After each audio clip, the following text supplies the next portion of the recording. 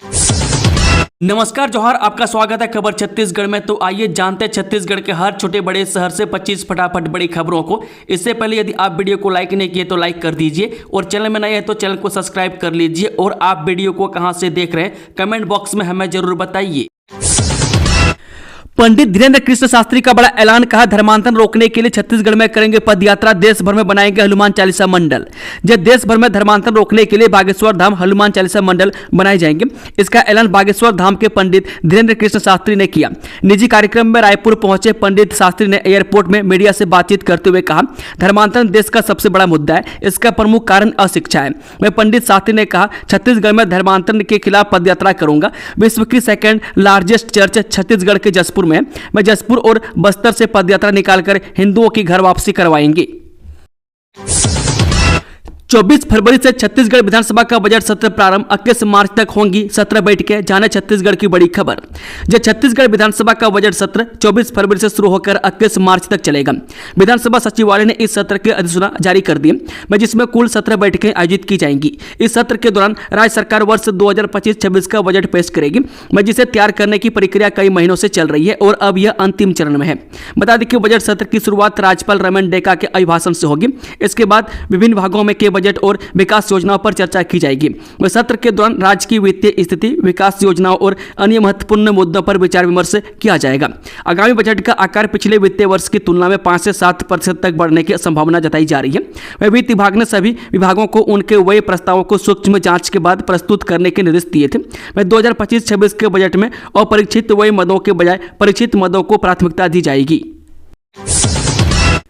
विभागीय परीक्षा स्थगित, नगरीय निकाय चुनाव और त्रिस्तरीय पंचायत चुनाव बड़ा मुद्दा। जो छत्तीसगढ़ शासन द्वारा आयोजित की जाने वाली विभागीय परीक्षा नगर पालिकाओं एवं त्रिस्तरीय पंचायतों के आम उपनिर्वाचन 2025 के कारणवश स्थगित की गई है। वह परीक्षा का आयोजन सोमवार 27 जनवरी 2025 से सोमवार 3 फरवरी 2025 तक आयोजित होना था। विभागीय परीक्षा का आयोजन नगर पालिकाओं एवं त्रिस्तरीय पंचायतों के आम उपनिर्वाचन 2025 के समाप्त होने के पश्चात किया जाएगा, जिसकी सूचना अलग से दी जाएगी। खुशखबरी, अमूल ने घटाई दूध की कीमत, जानिए नए दाम। जो लंबे समय से दूध के दामों में वृद्धि हो रही थी, लेकिन अब अमूल ने ग्राहकों को राहत दी है। अमूल ने गुजरात में दूध की कीमत में कटौती कर दी है। बता दें कि अमूल ने अमूल गोल्ड, अमूल ताजा और टी स्पेशल दूध का रेट घटाया है। इस कदम से उपभोक्ताओं को अच्छी खासी राहत मिलेगी। गौरतलब है कि देश में दूध के रेट में काफी बढ़ोतरी हो चुकी है। पिछले कुछ समय में सभी कंपनियों ने दूध के भाव में इजाफा किया था। अमूल के अब दूध के रेट घटाने से दूसरी कंपनियों पर भी भाव कम करने का दबाव पड़ेगा। बता दें कि एक रिपोर्ट के अनुसार अमूल डेयरी ने 3 दूध उत्पादों अमूल गोल्ड, अमूल ताजा और टी स्पेशल का रेट 1 रुपये प्रति 1 लीटर कम किया। में अमूल गोल्ड का 1 लीटर के पाउच की कीमत पहले 66 रुपये थी, जिसे अब 1 रुपये घटाकर 65 रुपये कर दी गई है। में अमूल की टी स्पेशल दूध के 1 लीटर पाउच का रेट 62 रुपये थी, जो अब 61 रुपये हो चुका है। इस तरह अमूल ताजा दूध का रेट 54 रुपये प्रति लीटर था, जिसे अब 1 रुपये घटाकर 53 रुपये कर दिया गया है। नेशनल हाईवे पर ट्रक और कार की भिड़ंत में 45 वर्षीय व्यक्ति की मौत, 3 की हालत गंभीर। जब बिलासपुर रायपुर नेशनल हाईवे पर भोजपुरी टोल प्लाजा के पास एक भयानक सड़क हादसा हो गया। एक ट्रक और कार की आमने सामने की भिड़ंत में 45 वर्षीय देवेंद्र साहू की मौत हो गई, जो सरगांव बावली के रहने वाले थे। हादसे में 3 लोग गंभीर रूप से घायल हुए, जिनकी पहचान शेष नारायण कौशिक, गिरिराज ठाकुर और राजू निर्मलकर के रूप में हुई है। घायलों का इलाज सिम्स अस्पताल में चल रहा है। मौके पर पहुंची हिर्री पुलिस ने सबको पोस्टमार्टम के लिए बिल्हा भेजा और ट्रैफिक व्यवस्था को बहाल किया। यह हादसा हाईवे पर बढ़ती दुर्घटनाओं की एक और कड़ी है, जो सड़क सुरक्षा को लेकर सवाल खड़े करता है। छत्तीसगढ़ में गिरेगा रात का पारा, जानिए अगले 4 दिनों में कैसा रहेगा मौसम का हाल। जो छत्तीसगढ़ में एक बार फिर न्यूनतम तापमान में गिरावट होने वाली है। इसके बाद रात के पारा में आगामी 4 दिनों तक कोई विशेष बदलाव नहीं होगी। इस बीच रात के समय हल्की ठंड बढ़ सकती है। वहीं अधिकतम तापमान बढ़ने से दिन में गर्मी का एहसास होने लगा। वहीं दूसरी ओर सरगुजा संभाग में मौसम में उतार चढ़ाव का दौर जारी है। यहाँ दिन और रात दोनों में तापमान में बढ़ोतरी हुई है और ठंड कम हो गई थी। बता दें कि शुक्रवार को प्रदेश में मौसम शुष्क रहा। साथ ही आगामी 4 दिनों तक मौसम ऐसी ही बने रहने की संभावना है। छत्तीसगढ़ में आचार संहिता के बीच गणतंत्र दिवस समारोह, स्कूलों में रिपब्लिक डे को लेकर गाइडलाइन जारी। इस बार गणतंत्र दिवस का आयोजन आचार संहिता के साये में होगा, लिहाजा गणतंत्र दिवस को लेकर कड़े निर्देश चुनाव आयोग की तरफ से जारी किए हैं। चुनाव आयोग के निर्देश के बाद अब लोक शिक्षण संचालनालय की तरफ से भी सभी डीईओ को कड़े निर्देश जारी किए गए हैं।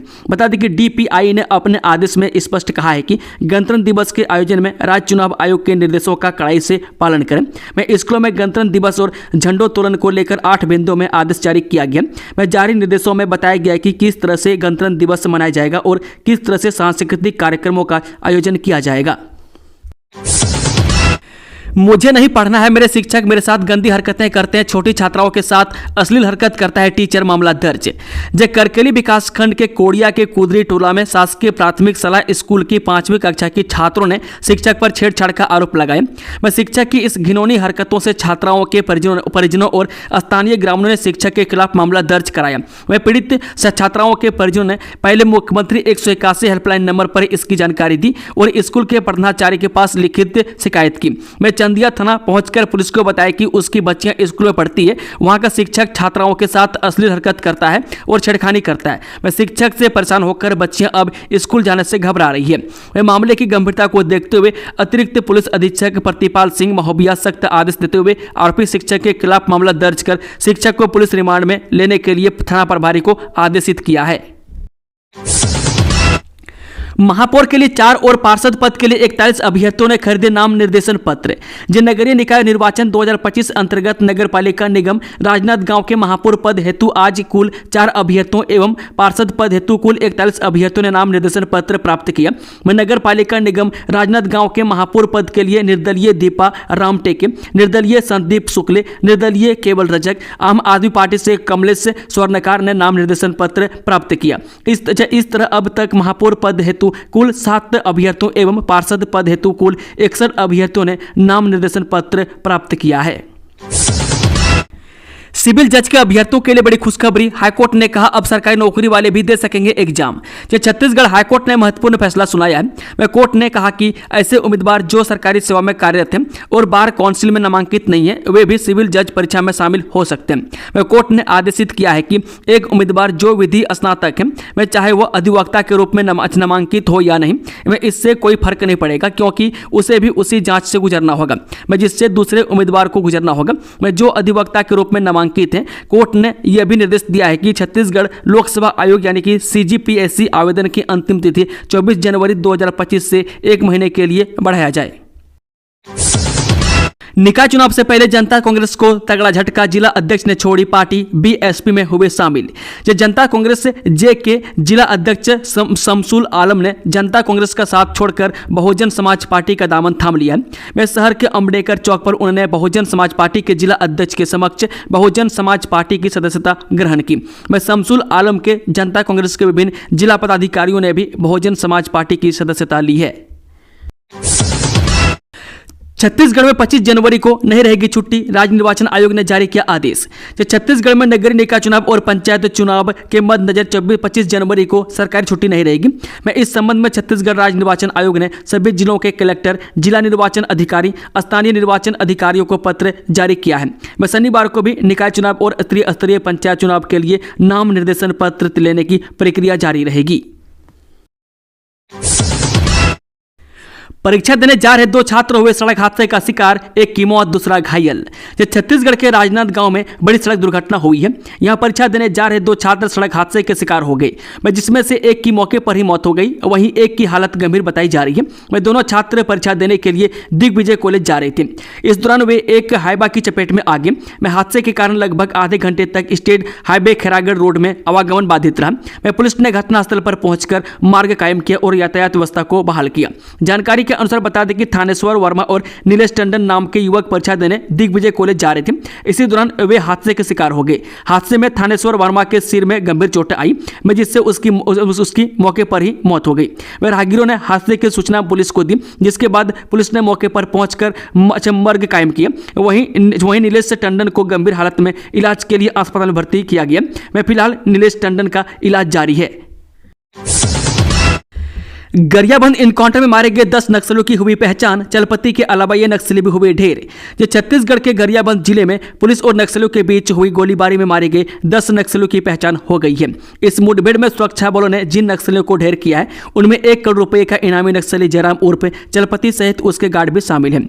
बता दें कि इस इनकाउंटर में जो नक्सली मारे गए उनमें सीनापाली एरिया कमेटी की सचिव अंजू उर्फ कविता उर्फ Padma, Mainpur LGS commander Deepak Mandavi, Seenapali area committee ACM Soni उर्फ बुद्री, कंपनी नंबर 6 का पूर्व सदस्य सुक्कू, KKBN एरिया कमेटी सदस्य आलोक है। मैं इनके अलावा जयराम उर्फ चलपति के 4 गार्ड भी इस इनकाउंटर में मारे गए। मैं इनमें शंकर, सुखराम और 2 अन्य शामिल हैं। मैं बाकी नक्सलियों की पहचान होना बाकी है। मैं गरियाबंद पुलिस ने इसकी जानकारी दी है। राजनांदगांव में बड़ा सड़क हादसा, पेड़ से टकराई बस, 10 यात्री घायल। जो राजनांदगांव में बड़ा सड़क हादसा हो गया, यहां पेड़ से बस टकरा गई। इस हादसे में 15 यात्री घायल हो गए। मैं सभी घायलों को इलाज के लिए मेडिकल कॉलेज अस्पताल में भर्ती कराया गया। मैं सभी घायलों को मामूली चोटें आई है। यह मामला चिकली चौकी क्षेत्र के तिलई गांव के पास का है। मैं जानकारी के मुताबिक यात्री बस में सवार होकर राजनांदगांव से घुमका गांव की ओर जा रहे थे। मैं तभी चिकली चौकी क्षेत्र के तिलई गांव के पास बस पेड़ से टकरा गई। इस हादसे में 10 यात्री घायल हो गए। में इन घायलों में महिला, पुरुष और बच्चे शामिल हैं। हालांकि घायलों को मामूली चोटें आई है।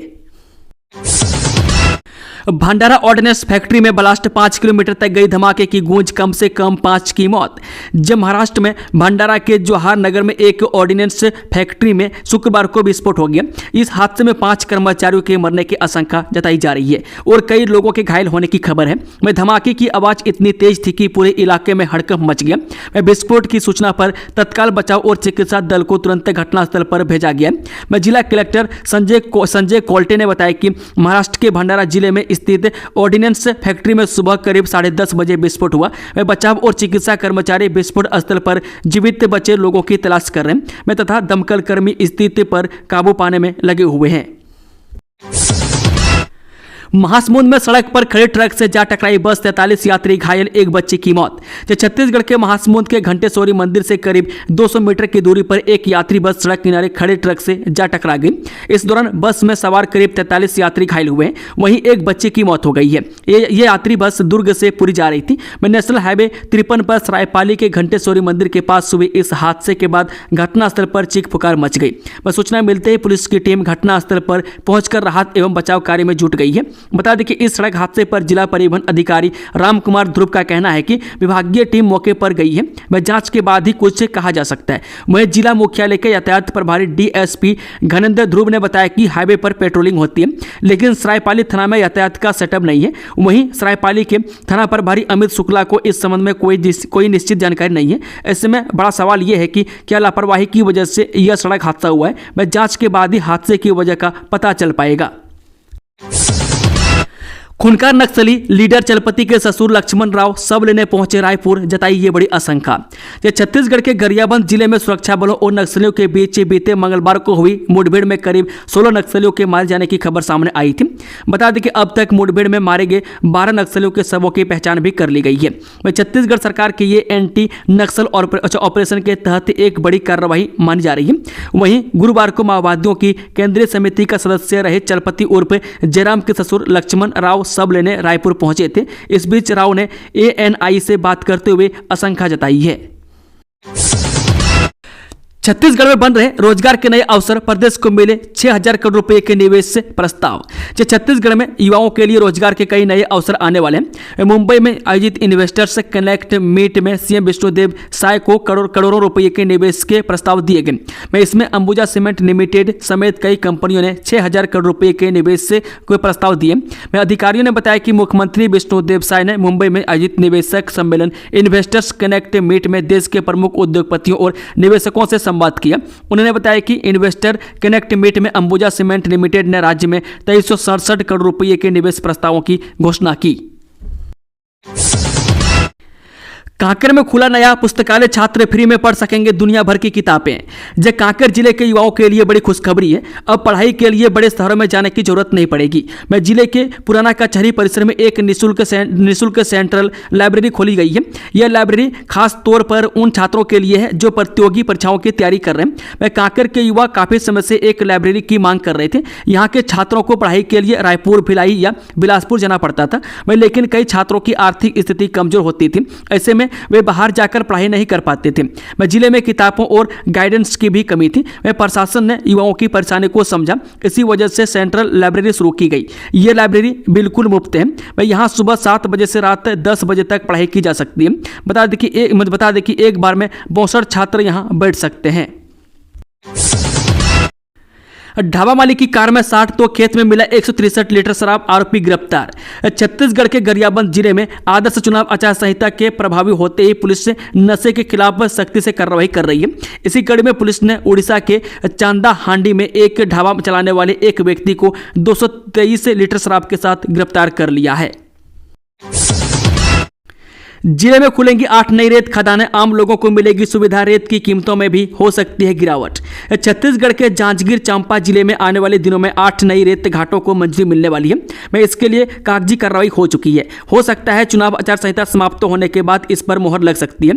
यदि 8 नई खदानें खुलेगी तो जिले में काफी हद तक रेत की कालाबाजारी पर विराम लग सकता है। मैं जिन रेत खदानों को मंजूरी मिलने वाली है उनके कागजात अपडेट हो चुका है। मैं राज्य शासन से मंजूरी का इंतजार है। बता दें कि जिले में 8 नई रेत घाटों को मंजूरी मिलने वाली है। हालांकि अभी भी इन रेत घाटों में अवैध रूप से रेत उत्खनन जारी है, लेकिन जब इन्हें मंजूरी मिलेगी तो एक नंबर पर काम शुरू हो जाएगा। वहीं इससे न केवल सरकार को राजस्व की आय होगी, बल्कि रेत का काला कारोबार भी थमेगा। गौरतलब है कि जिले में महानदी व हसदेव नदी में रेत का भंडार है। राम वन पथ गमन योजना के निर्माण कार्यों की होगी जांच, अजय चंद्राकर करेंगे 7 सदस्यीय समिति की अगुवाई। जब भूपेश बघेल सरकार के कार्यकाल में राम वन गमन पथ के निर्माण कार्य में अनियमितता के आरोप पर राज्य सरकार जांच समिति का गठन किया है। वह 7 सदस्यीय समिति की अध्यक्षता बीजेपी के वरिष्ठ विधायक और पूर्व मंत्री अजय चंद्राकर करेंगे। बता दें कि विधानसभा के पिछले बजट सत्र के दौरान यह विषय प्रश्नकाल के दौरान उठा था। विधायक अजय चंद्राकर ने राम वन गमन पथ में गड़बड़ी का आरोप लगाते हुए योजना में चंद्रखुरी और चंपारण को जोड़ने पर भी आपत्ति की थी। वह चंद्राकर ने कहा कि इन दोनों स्थानों पर भगवान राम गए ही नहीं तो इन्हें क्यों राम वन गमन पथ में जोड़ा गया। विषय पर विधानसभा में लंबी बहस के बाद मंत्री ने सोशल ऑडिट कराने की घोषणा की थी। कब मिलेगा 3100 की दर से धान बोनस का पैसा, कर्ज वसूली और धान खरीदी का पूरा हिसाब जानिए। ये धान खरीदी अब अंतिम चरण में है। 31 जनवरी को धान की खरीदी पूरे प्रदेश में बंद हो जाएगी, लेकिन धान की कीमत को लेकर संशय अब तक बना हुआ है। 3100 रुपये प्रति क्विंटल धान खरीदी का वादा करने वाली भाजपा सत्ता में है, लेकिन धान 2300 रुपये क्विंटल ही खरीदा जा रहा है। अधिकारी ये जरूर कह रहे हैं कि खरीदी हो जाने के बाद सरकार सभी किसानों को अंतर की राशि एक साथ देगी, लेकिन किसान चिंतित है और इस उम्मीद में है कि उन्हें कब अपने धान पर पूरा 3100 रुपये मिलेगा। छत्तीसगढ़ में भाजपा ने सरकार बनाने से पहले वादा किया था कि 3100 रुपये प्रति क्विंटल की दर से धान खरीदी की जाएगी, लेकिन हकीकत में किसानों से 2300 रुपये में ही धान खरीदी की जा रही है। मोटा धान 2300 रुपये में खरीदा जा रहा है, पतला धान 2320 रुपये में खरीदा जा रहा है। अब देखना होगा कि सरकार अंतर की राशि यानी कि 800 रुपये प्रति क्विंटल बोनस कब और कैसे देती है। कोरिया में गणतंत्र दिवस की तैयारियां जोरों पर, पहली बार सरगुजा सांसद करेंगे ध्वजारोहण। जब 26 जनवरी 2025 को गणतंत्र दिवस के अवसर पर कोरिया जिले में भव्य कार्यक्रम आयोजित किया जाएगा। जिला मुख्यालय बेकुंडपुर स्थित रामानुज मिनी स्टेडियम में समारोह का आयोजन किया जा रहा है। इस साल का गणतंत्र दिवस में पहली बार सरगुजा सांसद चिंतामणि महाराज मुख्य अतिथि के रूप में ध्वजारोहण करेंगे और परेड की सलामी लेंगे। सरगुजा सांसद चिंतामणि महाराज के लिए यह अवसर ऐतिहासिक होगा, क्योंकि वे पहली बार कोरिया जिले में गणतंत्र दिवस पर ध्वजारोहण करेंगे। इस दौरान सरगुजा सांसद मुख्यमंत्री विष्णुदेव साय का संदेश पढ़कर भी सुनाएंगे। यह संदेश प्रदेश में शांति, विकास और समृद्धि को लेकर जनता को जागरूक करेगा। उनके साथ जिले के वरिष्ठ अधिकारी और गणमान्य अतिथि भी मंच साझा करेंगे। राष्ट्रीय बालिका दिवस परिवार, समाज और देश की शान, मान और अभिमान बेटियां। ये समाज में बालिकाओं को उनके अधिकारों के प्रति जागरूक करने और उनके साथ होने वाले भेदभाव के प्रति लोगों को जागरूक करने के उद्देश्य से हर साल 24 जनवरी को राष्ट्रीय बालिका दिवस मनाया जाता है। मुख्यमंत्री विष्णुदेव साय ने राष्ट्रीय बालिका दिवस के अवसर पर सभी बेटियों को शुभकामनाएं दी। में सीएम ने हर परिवार की बेटियों के उज्जवल भविष्य की कामना की। छत्तीसगढ़ में शराब पीने और चिकन मटन खाने वालों के लिए जरूरी खबर। यह छत्तीसगढ़ की विष्णुदेव साय सरकार ने 26 जनवरी 2025 गणतंत्र दिवस और 30 जनवरी 2025 महात्मा गांधी निर्वाण दिवस पर प्रदेश में शुष्क दिवस घोषित किया है। वह सरकार के इस निर्देश के तहत प्रदेश भर में सभी देसी विदेशी शराब की दुकानें 26 जनवरी और 30 जनवरी को पूरी तरह से बंद रहेगा। वह सरकार ने इस आदेश का कड़ाई से पालन करने का निर्देश दिया है। बता दें कि 26 जनवरी और 30 जनवरी को शराब दुकान बार बंद रहने के साथ ही पशुवध गृहों और मांस मटन बेचने की सभी दुकानों को भी बंद रखने का आदेश सरकार ने दिया है। इन दोनों दिनों में किसी भी दुकान में मांस मटन की बिक्री करते पाए जाने पर संबंधित दुकानदार के खिलाफ कार्रवाई की जाएगी, साथ ही उसका सारा माल भी जब्त कर लिया जाएगा। जसपुर पुलिस का ऑपरेशन मुस्कान, 2 दिन में 5 गुमशुदा बच्चों को खोजा, अब तक 17 बच्चे बरामद। जब पुलिस के चलाए जा रहे ऑपरेशन मुस्कान के तहत हाल में 5 गुम बच्चों को सफलतापूर्वक उनके परिजनों के सुपुर्द किया गया। ऑपरेशन मुस्कान जिले के पुलिस अधीक्षक शशि मोहन सिंह के दिशा निर्देशों में 1 जनवरी 2025 से चलाया जा रहा है। अब तक ऑपरेशन मुस्कान के तहत 17 से अधिक गुम बच्चों को सफलतापूर्वक खोजा जा चुका है। धान खरीदी के महज 8 दिन ही शेष, उपार्जन केंद्रों में आएगी तेजी। जिले में इस खरीफ वर्ष के लिए 22,978 किसानों ने धान बेचने के लिए पंजीयन कराया। इस वर्ष 21 उपार्जन केंद्रों के जरिए अब तक 19,965 किसानों ने अपना धान बेचा है। इसके एवज में किसानों को बैंक लिंकिंग व्यवस्था के तहत 283 करोड़ रुपये से अधिक का भुगतान किया गया है। मैं कलेक्टर चंदन त्रिपाठी ने सभी धान खरीदी प्रबंधकों और नोडल अधिकारियों को चौकन्ना होकर कार्य करने के निर्देश दिए। मैं कलेक्टर ने कहा कि धान खरीदी के महज 8 दिन ही शेष हैं। ऐसे में किसान अपने उपज का सही दाम लेने के लिए खरीदी केंद्र पहुंचेंगे ताकि किसी प्रकार की परेशानियों का सामना न करना पड़े। राष्ट्रीय मतदाता दिवस, रायपुर में चुनाव कार्यों में उत्कृष्ट योगदान देने वाले अधिकारी कर्मचारी होंगे सम्मानित। जे छत्तीसगढ़ में राष्ट्रीय मतदाता दिवस के अवसर पर कार्यक्रम आयोजन किया जाएगा। यह इंदिरा गांधी कृषि विश्वविद्यालय रायपुर के विवेकानंद सभागार में 25 जनवरी को सुबह 11 बजे आयोजित की जाएगी। राज्य निर्वाचन आयुक्त अजय सिंह राष्ट्रीय मतदाता दिवस कार्यक्रम का मुख्य आतिथ्य होंगे। कार्यक्रम में निर्वाचन कार्यों में उल्लेखनीय योगदान देने वाले अधिकारियों कर्मचारियों को सम्मानित किया जाएगा। बता दें कि मुख्य निर्वाचन पदाधिकारी रीना बाबा साहेब कंगाले ने जानकारी दी है कि रायगढ़ कलेक्टर कार्तिकेय गोयल को प्रदेश में लोकसभा निर्वाचन 2024 में सर्वाधिक 81.66% मतदान कराए जाने, दुर्ग कलेक्टर रीटा प्रकाश चौधरी को शहरी क्षेत्र में होने के बावजूद विगत लोकसभा चुनाव की तुलना में वर्ष 2024 में लोकसभा निर्वाचन में मतदान प्रतिशत में 2.48% वृद्धि में दंतेवाड़ा कलेक्टर मयंक चतुर्वेदी को धूर नक्सल प्रभावित क्षेत्र होते हुए भी विगत लोकसभा निर्वाचन की तुलना में लोकसभा निर्वाचन 2024 में 10.39% वृद्धि के लिए उत्कृष्ट जिला निर्वाचन अधिकारी के रूप में सम्मानित किया जाएगा। दोस्तों, खबरों का सिलसिला समाप्त होता है। अगर जानकारी पसंद आई तो वीडियो को लाइक, शेयर, चैनल को सब्सक्राइब जरूर कर लें और कमेंट बॉक्स में कमेंट करके बताएं कि आप न्यूज़ को छत्तीसगढ़ के किस कोने में बैठकर देख रहे हैं। Thank you, all the best. जय हिंद, जय छत्तीसगढ़।